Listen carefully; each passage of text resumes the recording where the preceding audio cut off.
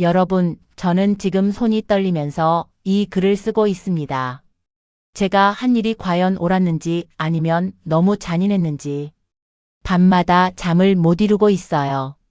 제 아들을 노린 사기꾼 년을 호텔 별실에서 완전히 망가뜨렸습니다. 그년이 우리 도윤이를 망가뜨릴 작정이었다는 사실을 알고 나서부터 저는 어머니가 아닌 복수의 화신이 되었어요. 경찰도 법도 제대로 처벌하지 못한 그년을 제가 직접 이 이야기를 끝까지 들어보세요. 정말 영화보다 더 충격적일 거예요. 새벽 4시 부엌에서 USB 하나를 손에 쥐고 서 있던 제 모습이 아직도 생생해요. 노트북 화면에는 선아래의 얼굴이 일시 정지되어 있었죠. 그 잔인한 미소를 띤 채로요. 오늘 파혼시킨다. 그렇게 중얼거리며 저는 마지막 계획을 점검했어요. 몇 달간 준비한 완벽한 함정. 그년이 자신의 입으로 모든 죄를 자백하고 무너지는 모습을 상상하니 온몸이 떨렸어요. 복수인지 정의인지 그때는 구분이 안 됐어요. 그냥 제 아들만은 그년의 마수에서 구해내고 싶었을 뿐이에요. 2023년 10월 15일 제가 정확히 기억하는 이유는 그날이 제 인생이 완전히 바뀐 날이기 때문이에요. 어머니, 정말 좋은 사람 만났어요. 31살인 제 아들 도윤이가 그렇게 환하게 웃은 건 정말 오랜만이었어요. 대학 졸업 후 줄곧 일만 하느라 연애는 뒷전이었거든요. 사실 저도 속으로 걱정이 많았어요. 우리 아들 이대로 혼자 늙어가는 건 아닐까? 나래라고 하는데 28살이에요. 회계사고 정말 착하고 예뻐요. 다음 주에 집에 데려와도 될까요? 도윤이의 눈이 반짝반짝 빛나는 걸 보니 제 마음도 덩달아 설렜어요. 드디어 우리 아들도 짝을 찾았구나. 그리고 일주일 후 선아래를 처음 만났을 때 안녕하세요, 어머님. 도윤 오빠가 어머님 이야기를 그렇게 예쁘게 해서 정말 뵙고 싶었어요. 정말 단정하고 예쁜 아이였어요. 키 165cm 정도의 긴 생머리, 단아한 인상. 말하는 것도 조곤조곤하고 예의 바르더라고요. 그런데 지금 생각해보면 그때부터 이미 연기가 시작됐던 거예요. 어머님께 정성이 부족하지만 나래가 고급스러운 포장지에 쌓인 선물 상자를 내밀 때 저는 정말 감동했어요. 도윤 오빠가 어머님께서 좋은 차를 좋아하신다고 해서요. 제가 아르바이트해서 모은 돈으로 샀어요. 상자를 열어보니 300만 원이 넘는 고급 차 세트가 들어 있었어요. 아르바이트로 모았다고? 나중에 알고 보니 이전 피해자에게서 뜯어낸 돈으로 산 거였죠. 이런 비싼 걸 왜? 고마워라, 정말. 아니에요. 앞으로 저를 딸처럼 여겨주세요. 그 말을 들었을 때 정말 눈물이 날 뻔했어요. 이렇게 착한 아이가 우리 며느리가 된다니. 도윤이는 옆에서 어머니, 나래 정말 좋은 사람이죠? 라며 행복해했고요. 그날 저녁, 나래는 설거지도 도와주고 도윤이 어릴 때 이야기도 관심 있게 들어줬어요. 완벽한 며느리감이었죠. 하지만 그건 모두 계산된 연기였다는 걸 그때는 꿈에도 몰랐어요. 그 후 한 달 동안 나래는 정말 자주 우리 집에 왔어요. 주말마다 오빠와 함께 와서 제가 해준 음식을 맛있게 먹고 도윤이 옛날 사진을 보여주면 오빠 정말 귀여웠네요. 라며 웃어줬어요. 심지어는 제가 아플 때 죽을 끓여다 주기도 했어요. 그때 정말 고마웠거든요. 어머님 편찮으시다고 도윤 오빠가 걱정하셔서요. 제가 죽 좀 끓여왔어요. 고마워라. 우리 도윤이가 좋은 사람을 만났구나. 제가 더 고마워요. 이렇게 따뜻하게 받아주셔서. 나래는 심지어 제 손까지 잡으며 말했어요. 어머님, 저 정말 도윤 오빠랑 행복하게 살 거예요. 걱정 마세요. 그런 나래를 보면서 저는 이미 마음속으로 결혼 계획까지 세우고 있었어요. 내년 봄쯤 결혼하면 좋겠다. 손자도 빨리 보고 싶다. 그런 생각들로 가득했죠. 완전히 속아 넘어간 거예요. 2023년 11월 20일. 제 인생에서 두 번째로 중요한 날이에요. 도윤이가 나래에게 핸드백을 선물하고 싶다며 셋이 함께 백화점에 갔어요. 명동에 있는 대형 백화점이었죠. 명품관 8층에서 나래가 한 브랜드의 가죽 핸드백을 골랐어요. 500만 원짜리였는데 도윤이는 흔쾌히 괜찮아, 나래야. 예쁜 걸로 골라라고 했어요. 그런데 나래가 핸드백을 자세히 살펴보더니 갑자기 표정이 싹 변했어요. 이게 뭐예요? 그때 젊은 직원이 다가왔어요. 네, 고객님. 무엇을 도와드릴까요? 여기 봐요. 모서리 부분에 흠집이 있잖아요. 직원이 당황하며 확인해 보더니 아, 정말. 작은 스크래치가 있네요. 죄송합니다. 바로 새 제품으로 교체해 드릴게요. 라고 했어요. 그런데 나래의 반응이 교체로 끝나는 줄 알아요. 이게 500만 원짜리라고요. 이런 명품에서 품질 관리를 이따위로 해요. 목소리가 점점 커졌어요. 주변 사람들이 하나둘씩 쳐다보기 시작했죠.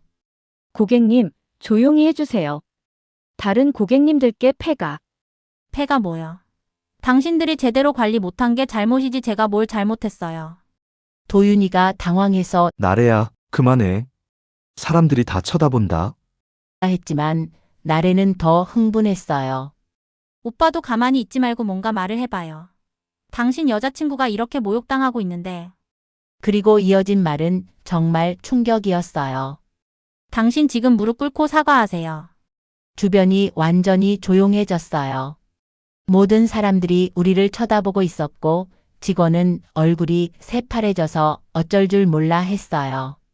그때 매니저가 나타났어요. 무슨 일이십니까? 50대 중반의 우아한 여성이었어요. 침착하고 품위 있는 모습으로 상황을 정리하려고 했죠. 그런데 그 매니저가 저를 보더니 잠깐 놀란 표정을 지었어요. 혹시 윤정혜 맞으세요?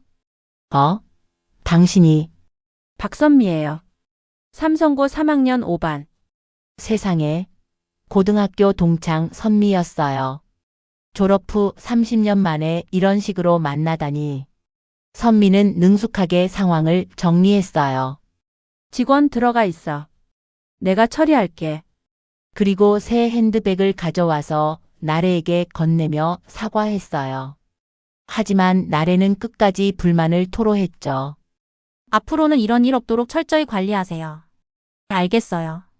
선미는 고개를 끄덕이며 네, 신경 써드리겠습니다. 라고 답했어요. 그런데 선미가 계산을 처리해주면서 제 곁을 지날 때 조용히 귓속말을 했어요. 오늘 밤 전화해. 내 아들 위험해. 그 말을 듣는 순간 온몸에 소름이 돋았어요.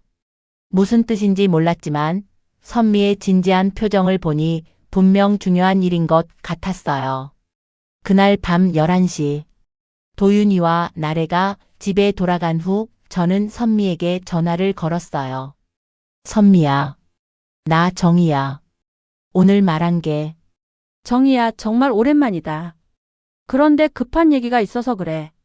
내일 만날 수 있어? 응, 그런데 무슨 전화로는 곤란해. 내일 오후 2시에 강남역 근처 올드 카페로 와. 정말 중요한 얘기야. 그날 밤 잠을 못 잤어요. 계속 선미의 말이 머릿속을 맴돌았거든요. 내 아들 위험해라는 말이. 다음 날 오후 약속 장소에서 만난 선미는 심각한 표정으로 저를 맞았어요. 정희야, 먼저 앉아. 충격받을 수도 있어. 선미가 가방에서 두꺼운 파일을 꺼냈어요. 이걸 봐. 파일 첫 페이지에는 젊은 남성의 사진이 있었어요. 20대 후반으로 보이는 꽤 잘생긴 남자였죠. 이 사람이 최지훈이야. 29살. 작년에 우리 백화점 VIP 고객이었어. 그리고 다음 사진을 보여줬는데 그 남자 옆에 서 있는 여자가 바로 선아래였어요. 이게 나래? 응. 작년 이맘때 최지훈 씨와 연애 중이었어. 1년 넘게 만났지. 선미가 다른 사진들을 보여줬어요. 데이트하는 모습, 함께 여행 간 모습, 심지어는 최지훈의 어머니와 함께 찍은 사진도 있었어요. 완전히 연인 사이였던 거네. 그런데 여기서 끝이 아니야. 선미가 또 다른 서류들을 보여줬어요. 대출 계약서, 보증 서류들. 선아래는 최지훈 씨와 결혼을 약속하면서 그의 명의로 1억 5천만 원을 대출받았어. 그리고 최지훈 씨 어머니한테는 사업 자금이 급하게 필요하다며 보증을 서달라고 했지. 설마 최지훈 씨 어머니 명의로도 5천만 원을 더 빌렸어. 총 2억이야. 저는 충격으로 말을 못했어요. 그리고 결혼식 한 달 전에 흔적도 없이 사라졌어. 돈과 함께. 선미가 마지막 사진을 보여줬어요. 절망에 빠진 최지훈의 모습이었어요. 지금도 그 남자가 선아래를 찾아다니고 있어. 빚쟁이들한테 쫓기면서 말이야. 그리고 그 어머니는 선미의 목소리가 낮아졌어요. 정신병원에 입원하셨어. 충격으로. 그런데 정희야, 이게 끝이 아니야. 선미가 컴퓨터를 켜더니 어떤 기사를 보여줬어요. 선아래, 본명은 선아리야. 전과가 있어. 기사 제목은 결혼 사기 일당 검거였어요. 21년도 기사였죠. 이미 한 번 더 했다는 얘기야? 응. 2020년에 부산에서 비슷한 수법으로 1억 2천을 가지고 사라진 적이 있어. 그때는 6개월 만에 잡혀서 집행유예를 받았지. 그럼 최지훈 씨 사건은 2번째야. 그리고 내 아들이 3번째 타겟인 것 같아. 선미가 더 자세한 자료를 보여줬어요. 선아래의 수법은 항상 비슷해. 먼저 진심으로 사랑하는 척하면서 신뢰를 쌓고 그 다음에 결혼을 약속하며 돈을 빼내는 거야. 특히 어머니와의 관계를 중요하게 생각해서 어머니한테 잘 보이려고 노력하지. 정말 소름이 돋았어요. 나래가 저한테 보인 모든 행동들이 다 계산된 거였다니. 그리고 마지막에는 항상 결혼식장에서 사라져. 화장실 간다고 하고는 다시는 안 나타나는 거야. 경찰에 신고는 안 했어? 했지. 하지만 민사 문제라고 하더라고. 사기 입증이 어렵다는 거야. 연인 사이에서 돈 빌려준 거라고 주장하면 그만이거든. 저는 완전히 절망했어요. 그럼 어떻게 해야 해? 우선 최지훈 씨의 어머니를 만나봐. 그분이 더 자세한 얘기를 해줄 거야. 선미가 메모지에 전화번호를 적어줬어요. 그리고 정희야. 이 결혼 반드시 막아야 해. 내 아들 인생이 완전히 망가질 수도 있어.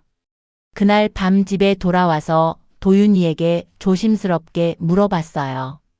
도윤아, 나의 과거에 대해서 얼마나 알고 있니? 도윤이는 TV를 보다가 고개를 돌렸어요. 갑자기 왜 그래요?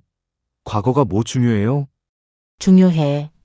결혼은 평생의 문제잖아. 나래가 전에 사귄 사람이나 가족 관계나.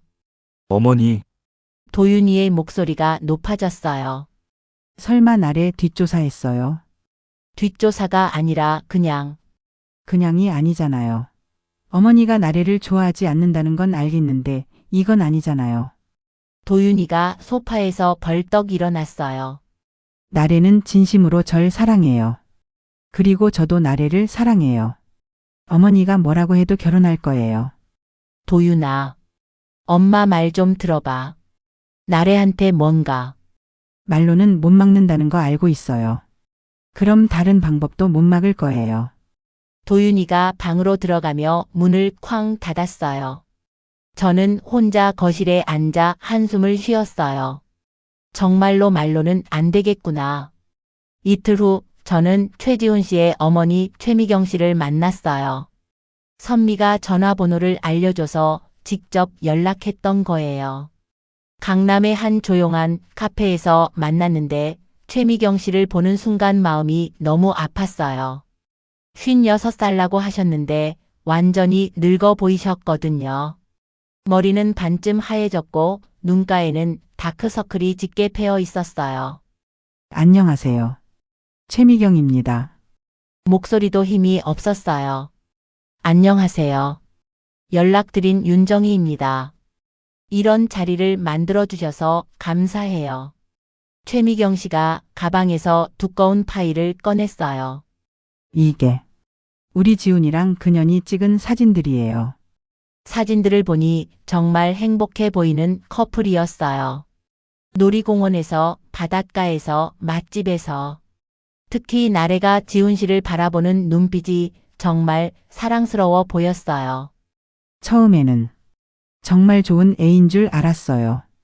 최미경 씨의 목소리가 떨렸어요. 지훈이가 그렇게 행복해하는 모습을 본 게 정말 오랜만이었거든요.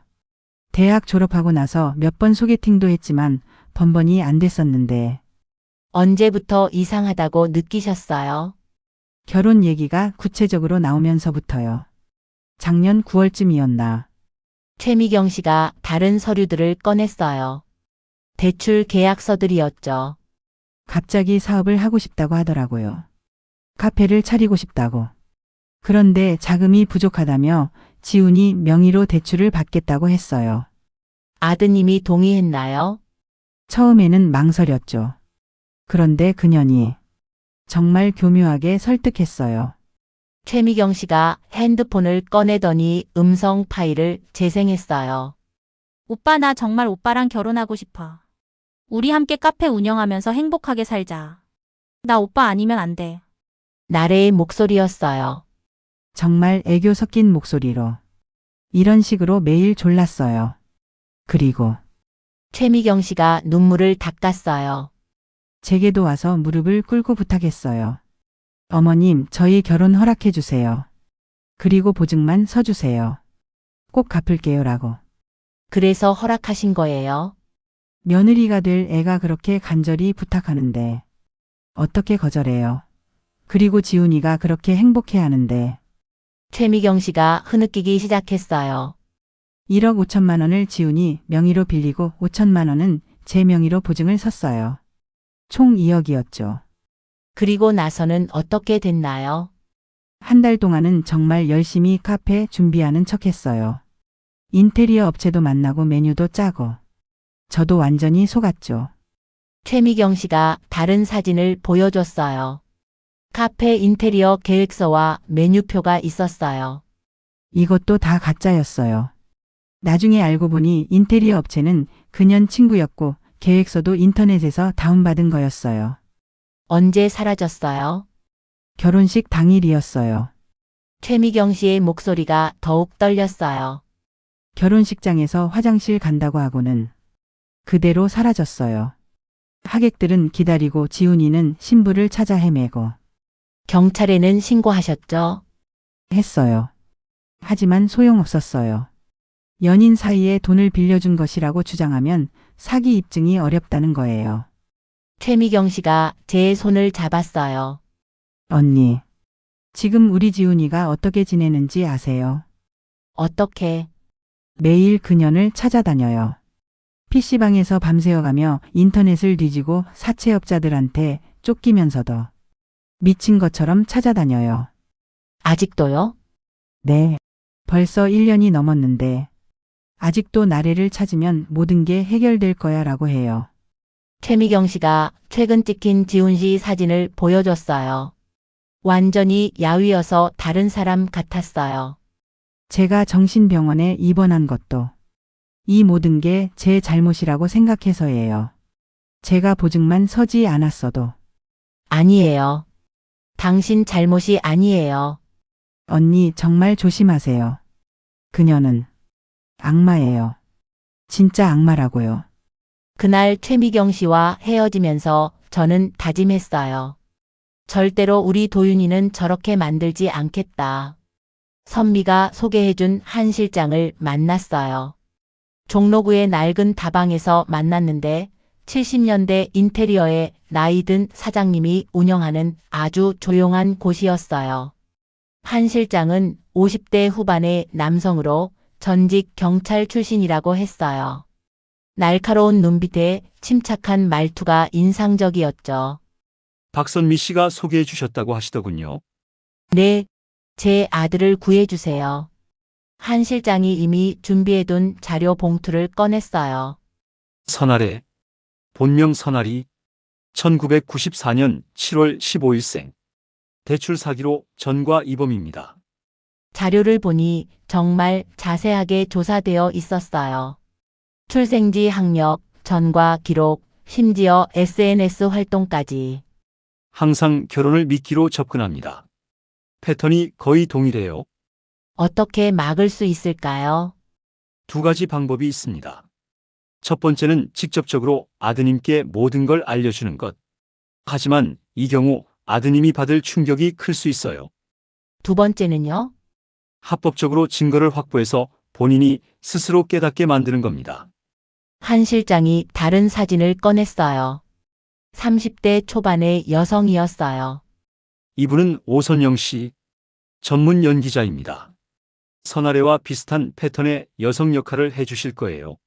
무슨 의미인지. 선아래를 같은 수법으로 낚는 겁니다. 그 과정에서 자백을 받아내고 그걸 녹화하는 거죠. 한 실장의 계획은 이랬어요.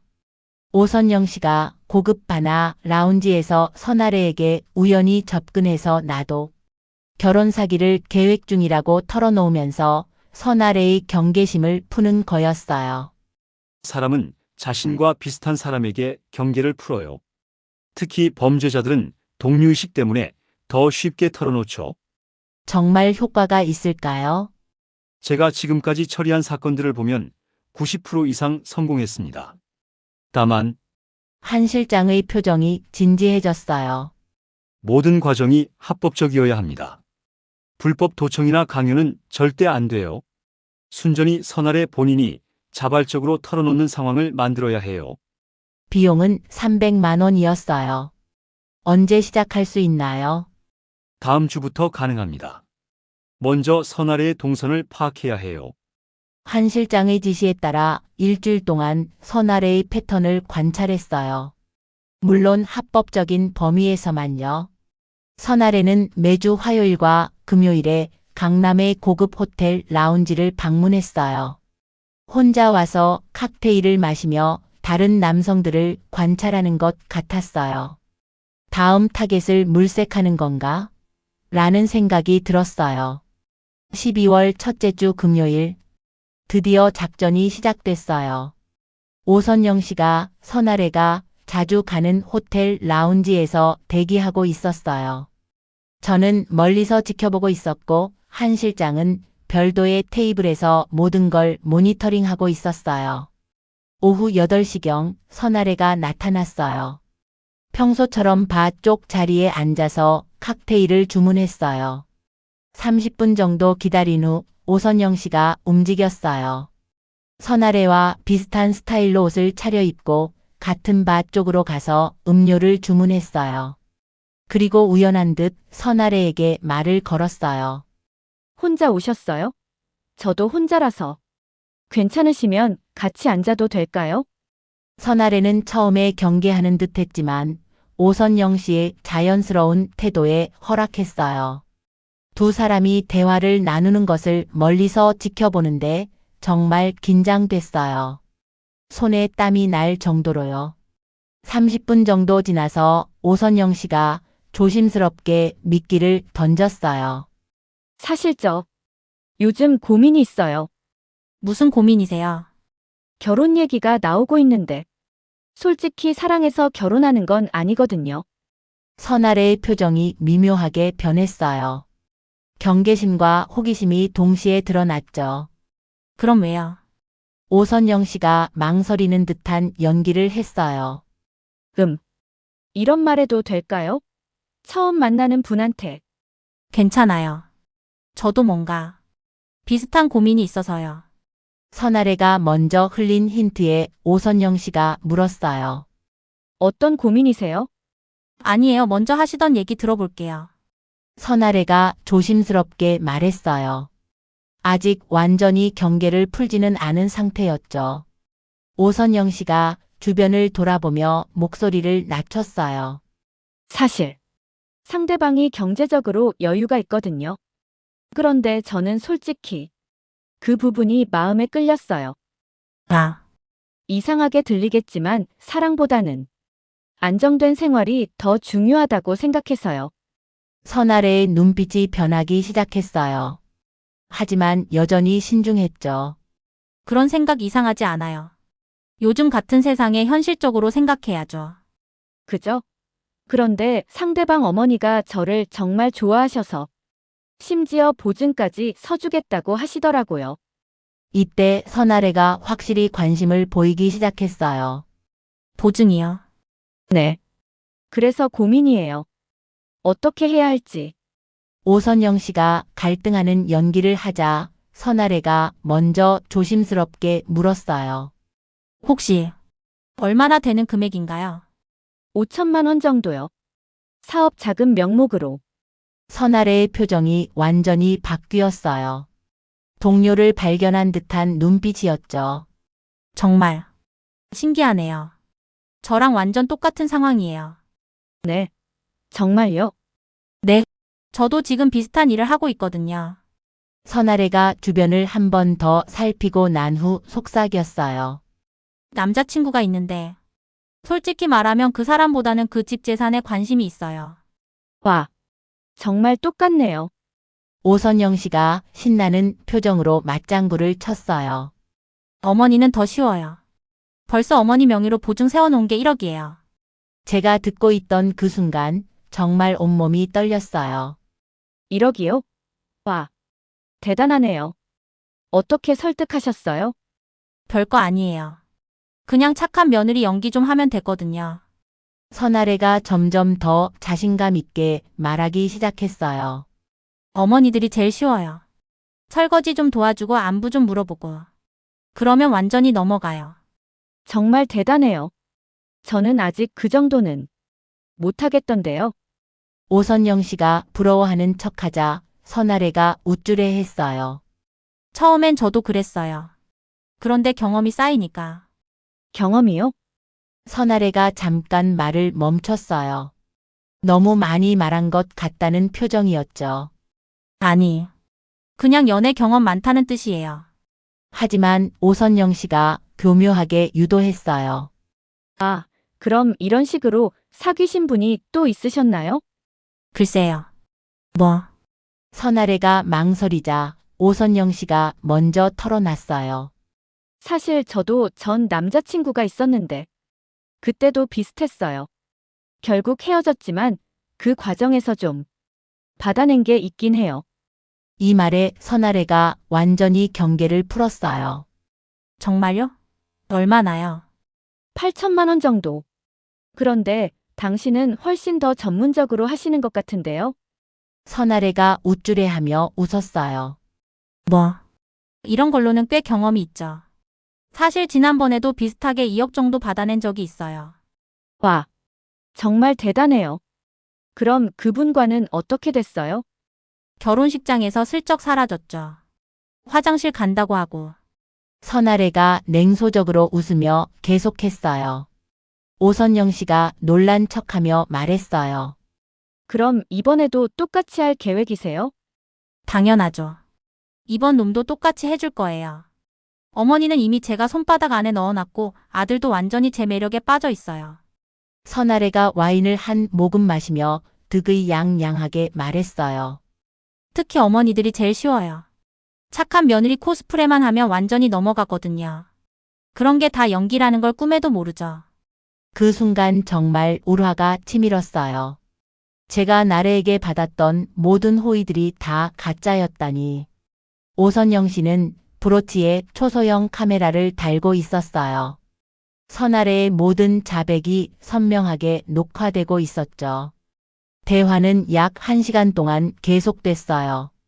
선아래는 자신의 과거 범행들, 현재 진행 중인 계획, 심지어 앞으로의 계획까지 모든 걸 털어놓았어요. 다음에는 더 큰 놈을 노려볼 생각이에요.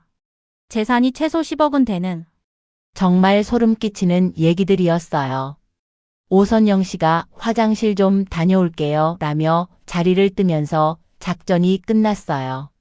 한 실장과 저는 별도의 룸에서 실시간으로 모든 걸 지켜보고 있었어요. 완벽합니다. 이 정도면 충분한 증거가 될 거예요. 한 실장이 USB를 저에게 건네줬어요. 이걸 아드님께 보여주시면 됩니다. 하지만 저는 망설였어요. 그런데 이렇게 갑자기 보여주면 도윤이가 견딜 수 있을까요? 어머니 마음은 이해합니다만 아직은 조금만 더 기다려 보겠어요. 도윤이가 스스로 의심하기 시작할 때까지. 저는 USB를 받았지만 바로 사용하지 않기로 했어요. 도윤이가 스스로 깨달을 수 있는 기회를 주고 싶었거든요. 12월 중순부터 도윤이에게서 미묘한 변화가 느껴졌어요. 어머니, 나래가 요즘 좀 이상해요. 어떻게? 전화를 자주 받는데 누구랑 통화하는지 안 알려줘요. 그리고 가끔 거짓말하는 것 같아요. 도윤이의 목소리에 의심이 섞여 있었어요. 무슨 거짓말? 지난번에 친구들이랑 만난다고 했는데 나중에 그 친구한테 물어보니까 그날 만나지 않았다고 하더라고요. 그럼 어디 갔을까? 모르겠어요. 물어봐도 대답을 제대로 안 해요. 도윤이는 점점 더 많은 의심을 털어놓았어요. 그리고 돈 얘기를 자꾸 해요. 결혼 준비 비용이 생각보다 많이 든다면서 얼마나? 5천만 원 정도 필요하다고 해요. 제 명의로 대출 받자고. 그 말을 듣는 순간 정말 소름이 돋았어요. 드디어 본격적으로 시작하는구나. 어느 날 도윤이에게서 급한 전화가 왔어요. 어머니, 이상한 일이 있었어요. 무슨 일? 나래 차에서 남성용 향수를 발견했어요. 향수? 고급 브랜드인데 작년에 나온 신제품이에요. 그런데 나래한테 물어보니까 아버지 것이라고 하더라고요. 도윤이의 목소리가 떨렸어요. 아버지는 돌아가신 지 10년이 넘었잖아요. 그것도 작년 제품이라고요. 그럼 나래가 뭐라고 하던? 처음에는 사촌 아버지 것이라고 했다가 나중에는 친구가 맡겨놓은 거라고 하더라고요. 말이 계속 바뀌었어요. 그리고 더 이상하게는 향수병에 사랑하는 지훈에게라고 새겨져 있었어요. 그 순간 모든 게 연결됐어요. 최지훈 씨의 향수였던 거예요. 지훈이가 누구냐고 물어봤더니 완전히 당황하더라고요. 그리고 화를 내면서 왜 그렇게 캐묻느냐고. 도윤이의 목소리에 확신이 들어 있었어요. 어머니, 나래가 뭔가 숨기고 있는 것 같아요. 드디어 때가 온 것 같았어요. 그날 저녁 도윤이를 집으로 불렀어요. 도윤아, 엄마가 보여줄 게 있어. 도윤이는 소파에 앉았고 저는 최미경 씨에게 전화를 걸었어요. 미리 부탁해둔 상황이었어요. 미경 씨, 저예요. 제 아들 앞에서 얘기해 주세요. 스피커폰으로 설정하고 전화를 연결했어요. 안녕하세요. 도윤 씨. 저는 최미경이라고 해요. 도윤이가 놀란 표정으로 저를 봤어요. 선아래가. 우리 지훈이 전 여자친구예요. 네? 작년에 1년 넘게 사귀면서 결혼을 약속했어요. 그리고 2억을 가지고 사라졌어요. 도윤이의 얼굴이 창백해졌어요. 지금도 우리 지훈이는 그년을 찾아 헤매고 있어요. 빚쟁이들한테 쫓기면서. 미친 것처럼요. 이게 무슨... 도윤 씨. 조심하세요. 그녀는 진짜 악마예요. 사람을 완전히 망가뜨려요. 전화를 끊고 나서 저는 USB를 꺼냈어요. 이것도 봐. 노트북에 USB를 삽입하고 영상을 재생했어요. 선아래가 오선영에게 자백하는 장면이 나오기 시작했어요. 벌써 어머니 명의로 보증 세워놓은 게 1억이에요. 도윤이가 경악한 표정으로 화면을 봤어요. 이번 놈도 똑같이 해줄 거예요. 결혼식장에서 잠깐 실종되는 거죠. 영상이 끝나자 도윤이는 완전히 무너졌어요. 아니야. 이건 아니야. 도윤이가 소파에 주저앉으며 머리를 감쌌어요. 1년 넘게 속았다는 거야? 도윤아, 나래가 저한테 했던 모든 말들이 다 거짓말이었다는 거야? 도윤이가 화장실로 달려가서 구토했어요. 얼마나 충격이 컸을까요? 한참 후에 나온 도윤이는 완전히 다른 사람 같았어요. 내가 내 손으로 끝내야겠어. 도윤아, 어머니가 옳았어요. 미안해요. 정말 미안해요. 도윤이가 제 앞에 무릎을 꿇으며 사과했어요. 제가 너무 어리석었어요. 어머니 말을 들었어야 했는데. 그때 정말 마음이 아팠어요. 하지만 이제 함께 싸울 수 있게 된 것 같아서 다행이기도 했고요. 다음 날 한 실장 사무실에서 특별한 모임이 있었어요. 저, 도윤이, 한 실장, 그리고 최미경 씨와 최지훈 씨까지. 선아래의 모든 피해자들이 한자리에 모인 거였어요. 최지훈 씨는 정말 야위어 있었어요. 1년 넘게 선아래를 찾아 헤맨 흔적이 고스란히 얼굴에 드러나 있었죠. 안녕하세요. 저는 최지훈입니다. 안녕하세요. 강도윤입니다. 정말 힘드셨을 것 같아요. 두 남자가 악수를 나누는 모습을 보니 마음이 아팠어요. 같은 고통을 겪은 사람들끼리의 연대감이 느껴졌거든요. 제가 직접 복수하고 싶어요. 지훈 씨가 떨리는 목소리로 말했어요. 마음은 이해하지만 합법적으로 해야 합니다. 한 실장이 차분하게 설득했어요. 감정에 휩쓸려 잘못하면 오히려 우리가 법적 문제에 휘말릴 수 있어요. 한 실장이 새로운 계획을 설명했어요. 상견례를 제안하세요. 호텔 별실에서 모든 피해자들이 함께 있는 자리에서 진실을 공개하는 겁니다. 상견례에서요? 네. 선아래 입장에서는 평범한 상견례라고 생각하겠지만 실제로는 그녀의 과거와 현재가 모두 폭로되는 자리가 될 거예요. 이틀 후 도윤이가 선아래에게 상견례를 제안하는 전화를 걸었어요. 저는 옆에서 지켜봤는데 도윤이의 손이 심하게 떨렸어요. 나래야. 나야. 도윤 오빠. 무슨 일이에요? 선아래의 목소리는 여전히 밝고 사랑스러웠어요. 연기라는 걸 알고 나니 더욱 소름 끼쳤죠. 나래야.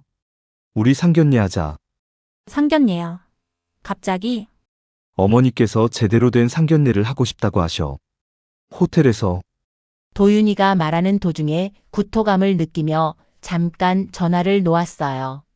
그만큼 힘들어 했거든요. 오빠 괜찮아요. 응. 괜찮아. 언제 시간 돼? 좋죠. 정말 기대돼요. 어머님께 잘 보여야겠네요. 선아래의 밝은 목소리를 들으니 정말 화가 났어요. 저 여자가 우리 가족을 어떻게 망가뜨리려고 했는지 생각하니. 그럼 이번 토요일 오후 2시에 롯데호텔 별실에서 만나자. 네, 기대할게요. 사랑해요, 오빠. 전화를 끊고 나서 도윤이는 다시 화장실로 달려갔어요. 토요일 당일 롯데호텔 별실을 예약했어요. 한 실장이 모든 장비를 세팅했어요. 스크린, 녹화 장비, 그리고 변호사까지 대기시켜 놨어요. 모든 장비 작동 확인됐습니다. 합법적인 절차도 모두 갖춰놨고요. 저, 도윤이, 최미경 씨, 최지훈 씨가 긴장된 얼굴로 앉아 있었어요. 정말 이렇게 하는 게 맞는 걸까요? 제가 마지막으로 망설였어요. 어머님, 저는 오늘 끝내고 싶어요. 이 악몽을. 지훈 씨가 단호하게 말했어요. 저도요. 더 이상은 견딜 수 없어요. 도윤이도 각오를 다졌어요. 오후 2시 정각. 문 앞에서 한 실장이 신호를 보냈어요. 온다. 문이 열리며 선아래가 들어섰어요. 화사한 미소를 지으며 고급스러운 선물 상자를 들고 있었어요. 어머님, 안녕하세요. 평소와 똑같은 밝은 인사였어요. 어서 와라. 선아래가 주변을 둘러보다가 최미경 씨와 최지훈 씨를 본 순간 얼굴이 완전히 굳었어요. 어떡해. 오랜만이야, 나래야. 지훈 씨가 일어서며 말했을 때 선아래는 완전히 당황했어요. 지훈 오빠. 왜 여기에? 인연이 2년이야. 최미경 씨가 분노하며 일어서려 했지만 한 실장이 말렸어요. 진정하세요. 저는 일어서서 선아래를 바라봤어요. 선아래 씨. 아니, 선아리 씨. 우리가 다 알고 있어요. 스크린이 켜지면서 선아래의 자백 영상이 재생되기 시작했어요. 벌써 어머니 명의로 보증 세워놓은 게 1억이에요. 선아래 본인의 목소리가 방 안에 울려 퍼졌어요. 이번 놈도 똑같이 해줄 거예요. 결혼식장에서 잠깐 실종되는 거죠. 선아래의 얼굴이 창백해졌어요. 이건 뭐예요? 누가 찍은 거예요? 그리고 어머님도 정신병원에 입원했대요. 충격 때문에. 정말 약하죠.